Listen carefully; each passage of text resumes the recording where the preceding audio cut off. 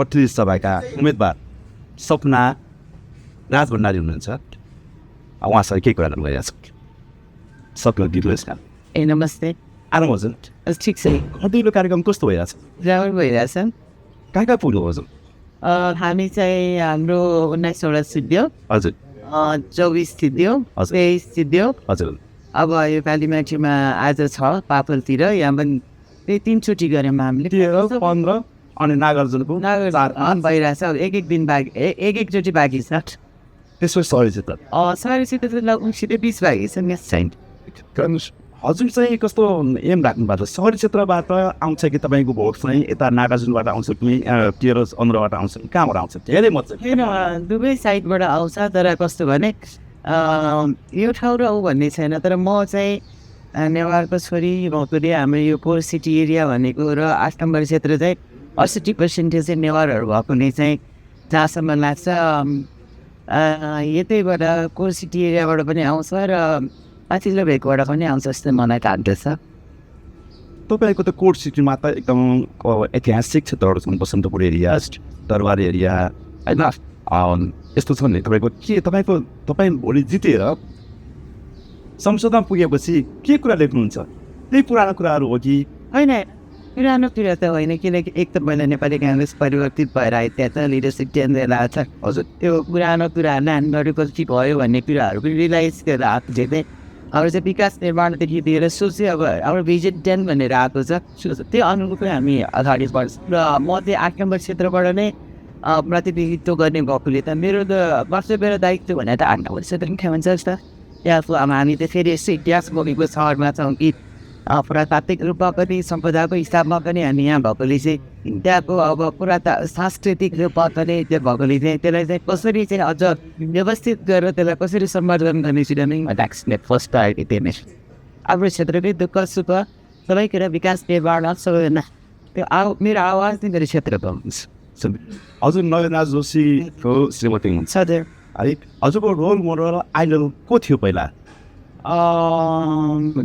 किसिमजी गणेश मान्छे नै हो।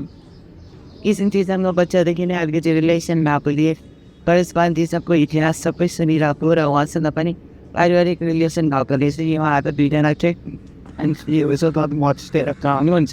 उहाँकै क्षेत्रमा उहाँको नजिक चिन्ने बच्चादेखि अब रिलेसन थियो। गणेश मान्छेसँग सदस्य अध्यक्ष हजुर उहाँ बितिसकेपछि।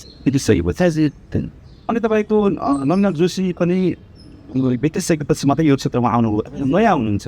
तपाईँको यहाँ त अब तपाईँको भनौँ न राजेश साक्य हुनुहुन्छ होइन, अर्को सुमन सामी हुनुहुन्छ, युवाहरू हुनुहुन्छ नि। उनीको अहिले लडाइँ गर्दाखेरि कस्तो महसुस भयो तपाईँलाई? घर गर्ने गर्दाखेरि कस्तो पत्नी आयो? होइन त्यस्तो त उहाँहरू युवा भएर पनि मलाई त्यस्तो केही पनि फिल भएन, किनकि म योभन्दा अगाडि नै सांसद थिएँ, पार्लियामेन्टमा थिएँ, मलाई अलिकति अनुभवहरू त थियो। र अब चुनावमा आएपछि त को नयाँ को पुरानो हुँदैन नि, त्यो त लड्ने अब आफ्नो प्रतिस्पर्धीहरू छैन, यसलाई नयाँ र पुरानो मानिँदैन नि। ठिक छ। अहिले पनि हजुर गणेश पाल सिंहको शिर उच्च राख्नु लागि, नयनराज जोशीको शिर उच्च राख्नु लागि, किशोर भट्टराईको शिर उच्च राख्नु लागि तपाईँ के गर्नु जस्तो लाग्छ तपाईँलाई? ठ्याक्कै भन्नुहोस् न। होइन अब सबैभन्दा त हामीले चाहिँ आफू म भनेर सोच्नुभन्दा पनि जनताको बारेमा सोच्नुपर्छ र जनताको बारेमा सोचेर अगाडि बढ्नुपर्छ जस्तो लाग्छ। बिपी विशेष सब कोइरानाले गरिब पार्टी होइन सबैजना के नेताहरू भन्न छन् आदर्शलाई हामीले चाहिँ हाल्नुपर्छ जस्तो। तपाईँको आफ्नो क्षेत्रमा उठेका क्यान्डिडेटहरू के भन्नुहुन्छ तपाईँ? प्रतिस्पर्धीहरूलाई के भन्छ स्वच्छ प्रतिस्पर्धा गरौँ होइन, जनताको बारेमा सोचेर अगाडि बढौँ, जनताले मत दिने हो त्यसलाई चाहिँ हामीले स्वीकारौँ, कसैलाई दोष पर्दैन। त्यही भन्दा चाहन्छु राम्रो छैन। जितको शुभकामना छ। दर्शकहरूलाई तपाईँको भोटर्सहरूलाई के भन्नुहुन्छ? हाम्रो भोटर्सहरूलाई म के भन्न चाहन्छु भने सबैभन्दा पहिला त यो क्षेत्र यस्तो क्षेत्र हो कि जहाँ चाहिँ अब सबै पुरातात्विक मैले अघि नै भनेर यहाँबाट चाहिँ पहिला पनि महिलाहरूलाई जहिले सम्मानै गरेको क्षेत्र हो यो चाहिँ निर्वाचन क्षेत्र।